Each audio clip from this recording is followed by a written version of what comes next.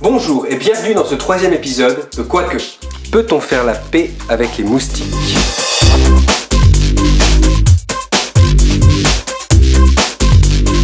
Depuis des années, l'homme est en guerre. En guerre contre un ennemi. Un ennemi plus faible, mais beaucoup plus nombreux. Le Culicidae. Autrement dit, le moustique. Nous sommes clairement en guerre contre eux. Yeah, this shit's fucking crazy, man. Mais eux, sont-ils en guerre contre nous ? Voyons un peu quelles sont leurs armes. Tout d'abord, il y a le bruit. Le moustique femelle, qui est équipé d'une trompe pour nous piquer, émet un son d'environ 400 Hz. Le moustique mâle, par contre, a 2 plumeaux à la place de la trompe. Et il émet un son de 600-700 Hz. Ils sont tous deux capables d'augmenter leur fréquence jusqu'à 1440 Hz. Ça vous dit quelque chose ? En fait, ils font ce bruit pour pouvoir se repérer lors de l'accouplement. C'est ensuite que la femelle cherche le sang. Alors pourquoi ce bruit a-t-il tant d'effet sur nous ? Il y a 2 théories qui tiennent la route. La première voudrait qu'ils produisent ce bruit en visant nos oreilles pour nous forcer à changer de position. La deuxième voudrait que notre instinct de survie interprète ce son comme quelque chose de très stressant, afin de nous protéger des maladies parfois mortelles qu'ils pourraient nous transmettre. Voilà pour le bruit. Maintenant, parlons des piqûres.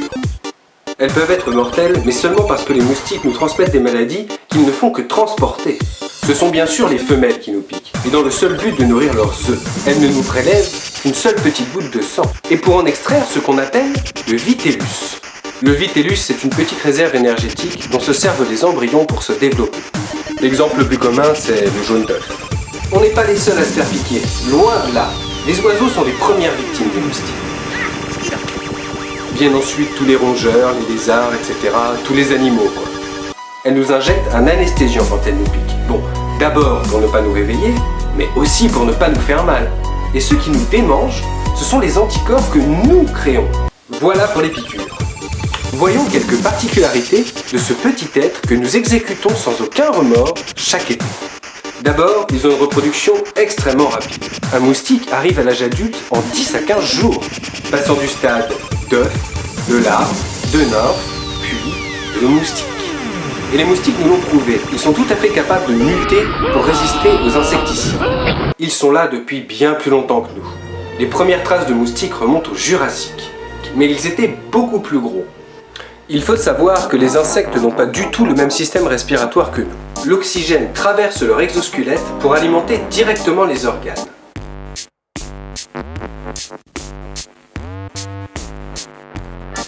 Donc si le taux d'oxygène dans l'atmosphère était aussi élevé maintenant qu'à l'époque du Jurassique, on aurait des insectes énormes. Il faut bien comprendre que les moustiques sont plus attirés par notre odeur corporelle que par la lumière. Et si vous ne voulez pas vous faire piquer, le seul conseil que j'aurais à donner, c'est de boucler la pièce dans laquelle vous allez dormir et de ne pas y passer. En fait, les moustiques peuvent très bien repérer la lumière, mais pour sortir des maisons.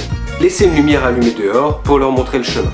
Donc ils nous repèrent grâce à notre odeur, ils nous piquent grâce à notre chaleur, et ils s'en vont grâce à leur vue, assez bonne pour s'orienter à la lumière de la lune et des étoiles. En plus, ils sont très utiles pour l'écosystème. Ce sont d'excellents pollinisateurs.